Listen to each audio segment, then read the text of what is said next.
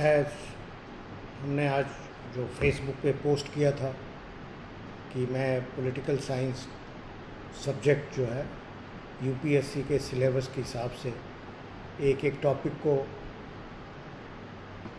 Discuss करूंगा और आपके साथ उसको एज ए कंसेप्चुअल क्लैरिटी लाने के लिए उसको आपके साथ डिस्कस करूंगा, ताकि जो सिविल सर्विसेज के एस्पिरेंट्स हैं जो तैयार करना चाहते हैं वो आसानी से उस टॉपिक के कंसेप्ट को समझ पाएँ और उसको अच्छे तरीके से लिख पाएँ। देखिए, सिविल सर्विसेज की जब हम बात करते हैं, ख़ास तौर से मैं मेंस की बात कर रहा हूँ, जहाँ आपका जो है depth of subject, clarity of the concept और आपको आपके नॉलेज को कैसे आप आर्टिकुलेट करते हो, कैसे आप लिख पाते हो, और लिखना भी अनलिमिटेड आपके पास स्पेस और टाइम नहीं होता है। एक लिमिटेड शब्दों में या लिमिटेड टाइम में आपको लिखना होता है। तो सबसे पहले आपको कंसेप्ट समझना चाहिए। जो एग्ज़ाम में पूछा गया है क्वेश्चन, उसको एक बार पढ़िए, कितने क्वेश्चन अटेम्प्ट करना है, किस क्वेश्चन में आप अच्छे हैं, किस में आप थोड़ा सा कम तैयार हैं। तो सबसे पहले उसको पेंसिल से टिक मार्क कर लीजिए कि कौन कौन से क्वेश्चन अटेम्प्ट करने हैं, और एज़ पर दी गाइडलाइंस जो एग्ज़ाम पेपर की होती है उस हिसाब से देख लें, ताकि कोई क्वेश्चन छूटे नहीं।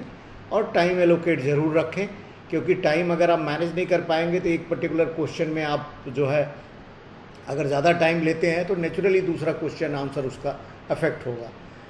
अब आपको ये देखना है कि अगर कोई 200 वर्ड्स का क्वेश्चन है तो उसके लिए कम टाइम देना पड़ेगा, और आपको हर क्वेश्चन की जो 5 क्वेश्चंस होते हैं हमारे नॉर्मली, उसके हिसाब से जो टाइम एलोकेशन होता है वो अगर उसके सब क्वेश्चंस हैं तो उस हिसाब से टाइम कम हो जाएगा। तो ब्रॉडली आप थोड़ा बहुत उसको मैच करते हुए चलेंगे। जब क्वेश्चन स्टार्ट करते हैं तो आपके दिमाग में टाइमिंग होना चाहिए, और जब क्वेश्चन एंड करते हैं तो आपकी मार्जिन ठीक रहेगी। तो फिर आपके पास इतना टाइम बचा रहेगा कि हर क्वेश्चन के साथ हर आंसर को आप लिख पाएंगे, और उसको ऐसा नहीं होगा कि एक क्वेश्चन में आप ज़्यादा समय दे दिए और दूसरा क्वेश्चन के लिए टाइम नहीं मिला। एक तो ये बात बड़ी ज़रूरी है। दूसरी चीज़ है कि आपको भाषा इस तरीके से यूज़ करना है ताकि आपको बिना माहौल बनाए सीधे टू द पॉइंट पे आ जाए। क्योंकि कई लड़कों में ये होता है कि वो शुरू कैसे करें, इस चीज़ को लेकर के थोड़ा सा उनके अंदर रहता है। तो एक कंसेप्चुअली पहले आप देख लें कि फर्स्ट लाइन आपकी क्या होगी, या आपके फर्स्ट पैराग्राफ में आप क्या लिखेंगे। एज ए थॉट के तौर पे आप दिमाग बना लें, फिर उसको लिखना शुरू करें। तो इस तरीके से करते हुए आप जब सारे क्वेश्चंस का एम्फेसिस पॉइंट्स हैं, उनके जो इम्पॉर्टेंट थीम्स हैं उसको समझ लेंगे और फिर उसको अटेम्प्ट करेंगे तो अच्छा लिखेंगे।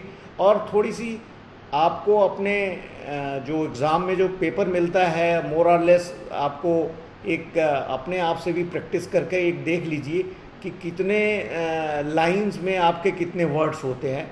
ये ख़ास तौर से इम्पॉर्टेंट है। मान लीजिए आपके एक लाइन में 7 वर्ड होते हैं, तो नेचुरली 10 लाइन में आपके 70 वर्ड हुए, तो उस हिसाब से आपको अगर 200 वर्ड्स लिखना है या 250 लिखना है तो आप बस रफली एक कैलकुलेशन रहे कि एक पेज में इतनी लाइनें होंगी और रफली होगी, क्योंकि एक एक वर्ड काउंट करना इज़ डिफ़िकल्ट एंड 10-15% की मार्जिन मिलती है। दूसरा चीज़ ये है, क्वेश्चन की नंबरिंग अवश्य करें ताकि एग्जामिनर को पता लगे कि कौन सा क्वेश्चन है और उसका आंसर है।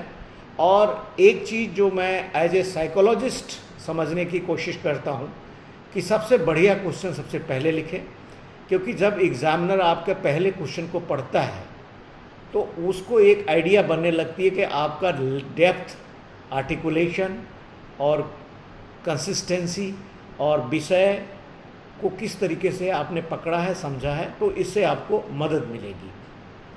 तो जब पॉलिटिकल साइंस की बात करते हैं तो पॉलिटिकल थ्योरी से शुरू करते हैं, और इसमें हम सबसे पहले शुरू करेंगे वेस्टर्न पॉलिटिकल थिंकर्स, जिसमें आपका प्लेटो जो हैं, और प्लेटो के अलावा जो मेन जो है अरिस्टोटल हैं, मैकियावेली हैं, लॉक हैं, और जे.एस. मिल हैं, कार्ल मार्क्स हैं, एंटोनियो ग्राम्सी हैं, हन्ना हैं, और इस तरीके के ये करीब करीब ये कुछ थिंकर्स हैं जिनके बारे में मैं डिस्कस करूँगा।